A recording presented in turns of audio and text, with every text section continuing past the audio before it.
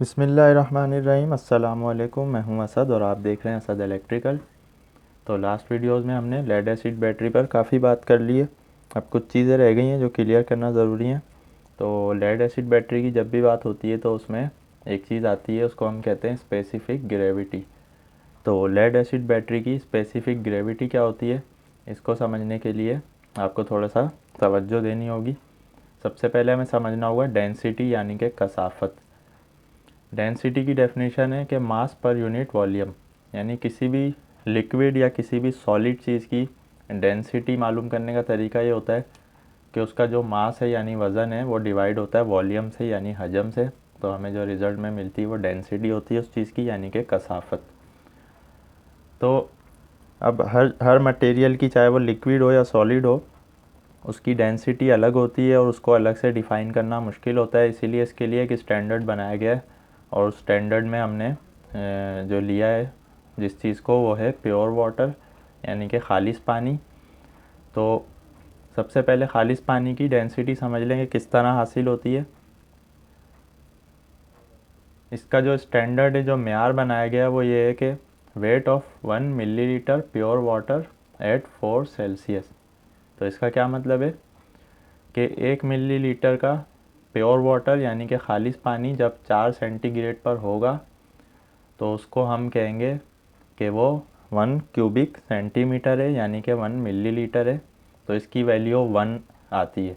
अब ये जो 1 आती है इसका कोई यूनिट नहीं होता, यानी डेंसिटी का कोई यूनिट नहीं होता ये किस में मेजर की जाएगी। तो पानी को हमने एक मेयार बना लिया कि पानी की डेंसिटी 1 है। वो 1 किस तरह है, दोबारा से इसको डिफ़ाइन कर लेते हैं। एक आपने क्यूब लिया जिसके चारों तरफ से यानी हर तरफ से वो 1 सेंटीमीटर का है, जैसा कि आप डायग्राम में देख सकते हैं। ये क्यूब है, किसी भी चीज़ का बना हुआ है, प्लास्टिक का कंसीडर कर लें। तो इसके हर तरफ से, चाहे आप यहाँ से मेजरमेंट ले लें, यहाँ से, इस तरफ से, नीचे से, ये चारों तरफ से, हर तरफ से 1 सेंटीमीटर का होगा। तो इसको हम कहते हैं ये एक क्यूब है जो कि हर तरफ से 1 सेंटीमीटर का है। तो इसकी डेफिनेशन ये हो जाती है, ये 1 क्यूबिक सेंटीमीटर है। इसको 1 cm/3 इस तरह लिखा जाता है। ये बराबर होता है 1 मिलीलीटर के। 1 मिलीलीटर क्या होता है, जैसा कि आपको पता है कि मिली जो है वो हमने बताया कि 1/1000 होता है, यानी एक का 1000वां हिस्सा। तो 1 लीटर का जो 1000वां हिस्सा होगा उसको हम कहेंगे 1 मिलीलीटर, यानी 1 लीटर में 1000 मिलीलीटर होते हैं। तो 1 मिलीलीटर जो है वो 1 का 1000वां हिस्सा है, जिसको हम कहते हैं 1 ml, यानी कि 1 मिलीलीटर। तो 1 क्यूबिक सेंटीमीटर में एक इस तरह का जो क्यूब होगा जिसमें हर तरफ से, जो कि 1 सेंटीमीटर का होगा, इसमें जितना पानी आएगा उसकी क्वांटिटी होगी 1 मिलीलीटर। तो 1 मिलीलीटर बराबर होता है 1 क्यूबिक सेंटीमीटर के।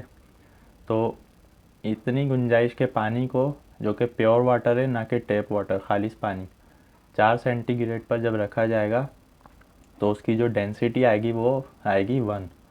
तो पानी को हमने बनाया हुआ है स्टैंडर्ड।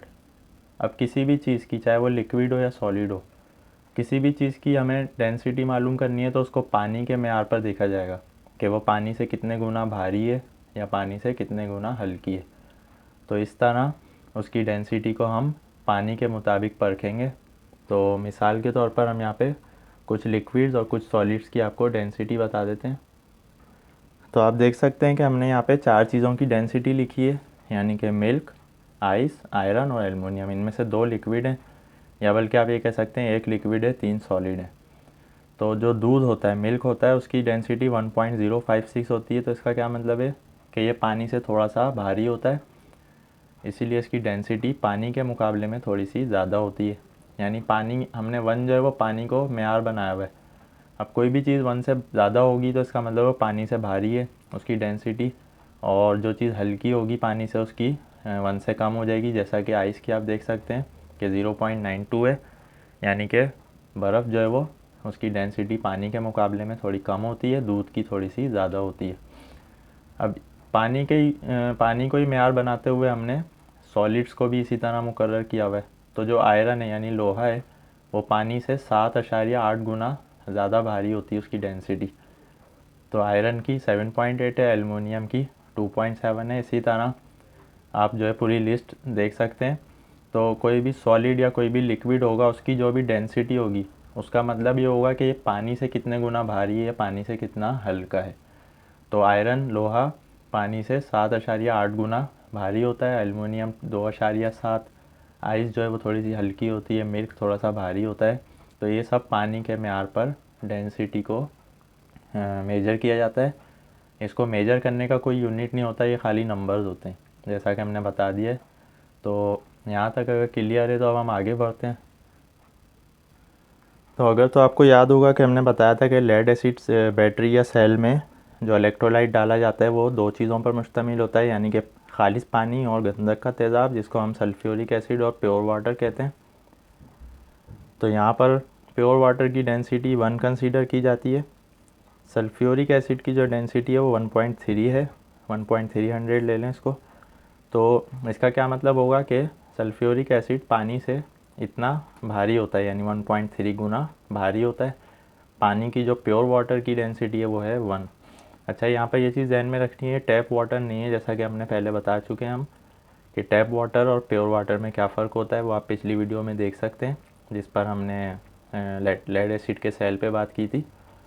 तो आज की वीडियो में हम स्पेसिफिक ग्रेविटी की तरफ जा रहे हैं, तो इसीलिए अगर आपको कोई भी कन्फ्यूजन है आप पिछली वीडियोस पहले देख लें, उसके बाद इस पर आ जाएं। तो बैटरी इलेक्ट्रोलाइट दो चीज़ों पर मुश्तमिल होता है, सल्फ्यूरिक एसिड और प्योर वाटर। प्योर वाटर की डेंसिटी 1 है, जैसा कि हमने समझा दिया है, और 1 मिलीलीटर बराबर होता है 1 क्यूबिक सेंटीमीटर के। तो 4 सेंटीग्रेड पर इसको एक मेयार के तौर पर रखा गया है। तो आप किसी भी चीज़ की density, milk, ice, iron, aluminium या इसी तरह और भी जो चीज़ें हैं, गोल्ड, सिल्वर, कोई भी आप चीज़ ले लें, कोई भी एसिड, कोई भी लिक्विड, सॉलिड, कोई भी चीज़ ले लें, उसकी जो डेंसिटी होगी उसको हम पानी के मुताबिक देखेंगे वो पानी से कितने हल्की या कितनी भारी है। तो सल्फ्यूरिक एसिड की डेंसिटी 1.3 है, प्योर वाटर की 1 है। अब बैटरी इलेक्ट्रोलाइट जो है वो इन दोनों चीज़ों पर मुश्तमिल होता है। तो अब बात कर लेते हैं बैटरी के इलेक्ट्रोलाइट पर।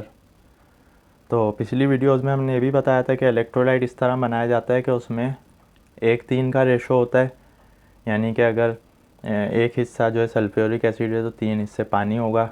या इसी तरह इसकी मिनिमम मैक्सिमम रेंज जो हमने बताई थी कि अगर हमारे इलेक्ट्रोलाइट में 20 से 35% सल्फ्यूरिक एसिड का इस्तेमाल किया गया है तो 65 से 80% तक प्योर वाटर लिया जाता है, और इन दोनों को मिक्स करके बैटरी इलेक्ट्रोलाइट तैयार होता है। तो अब बात कर लेते हैं किसी भी बैटरी की डिस्चार्ज कंडीशन में और फुली चार्ज कंडीशन में, और इसी तरह 25-50% या उसके बीच में अगर वो उसकी चार्जिंग कंडीशन है, तो उस सूरत में जो हमारा इलेक्ट्रोलाइट है उसकी डेंसिटी या स्पेसिफिक ग्रेविटी कितनी होगी। तो अगर तो हमारी lead acid battery fully charge होगी तो उसकी जो ग्रेविटी आएगी, जो हम चेक करेंगे वो किससे चेक करते हैं उस पर अभी हम आ रहे हैं।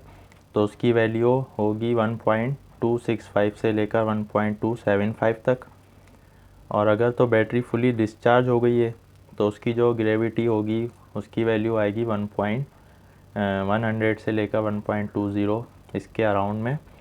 तो इससे हमें पता चल जाता है कि बैटरी हमारी चार्ज कंडीशन में या डिस्चार्ज। अब हम थोड़ी सी और इसको डिटेल में समझा देते हैं। तो यहाँ पर हमने इसकी परसेंट वाइज जो है वो वैल्यूज़ लिखी हैं, उसके साथ ही वोल्टेज की भी हमने वैल्यू लिख दी है कि अगर एक बैटरी लेड एसिड बैटरी हमारी फुली डिस्चार्ज है। फुली डिस्चार्ज का क्या मतलब है, उसमें इलेक्ट्रोलाइट तो मौजूद है मगर वो फुली डिस्चार्ज हो चुकी है, यानी कि वो कंज्यूम हो चुकी है। तो 0% पे फुली डिस्चार्ज कंडीशन में उसकी जो स्पेसिफिक ग्रेविटी आएगी वो आएगी 1.120। और अगर हम डीसी वोल्ट चेक करेंगे मीटर से तो 11.9 के करीब हमें उसके वोल्ट मिलेंगे। इसका मतलब होगा कि हमारी बैटरी फुली डिस्चार्ज है।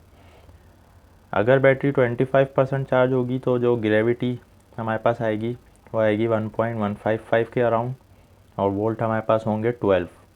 इसी तरह बैटरी हमारी 50% चार्ज है तो 1.190 के अराउंड इसकी ग्रेविटी होगी, और 12.2 के करीब इसके वोल्टेज होंगे। अगर तो बैटरी 75% चार्ज है तो 1.225 इसकी ग्रेविटी आएगी, और 12.4 के करीब इसके वोल्ट होंगे। और अगर तो बैटरी फुली चार्ज है यानी कि 100% तो इसकी वैल्यू 1.265 कंसीडर की जाती है, और 12.7 के करीब इसके वोल्ट होते हैं।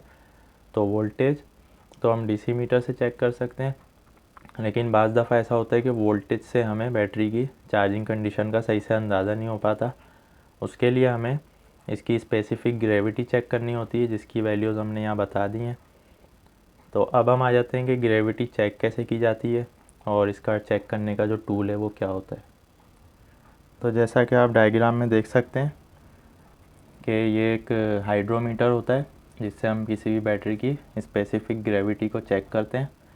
इसका तरीका ये होता है कि जैसा कि हम पिछली वीडियोज़ में दिखा चुके हैं, बैटरी फ़िज़िकल भी आपने देख ली है कि बैटरी में जो हर सेल का कैप दिया हुआ होता है, उन कैप्स को हमें खोलना होता है और उसके बाद हर सेल की 1 बाय 1 हमें ग्रेविटी चेक करनी होती है। उसका तरीका ये होता है कि हाइड्रोमीटर को हमें बैटरी के इलेक्ट्रोलाइट में लेकर जाना है, इसका जो ये हिस्सा है, और उसके बाद हम यहाँ से ये जो रबर का एक पंप टाइप का होता है, इसको हम दबाएंगे।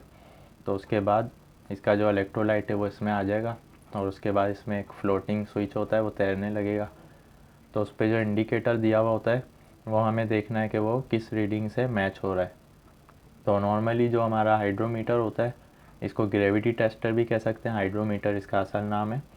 तो इसकी वैल्यू 1.1 से लेकर 1.3 तक होती है।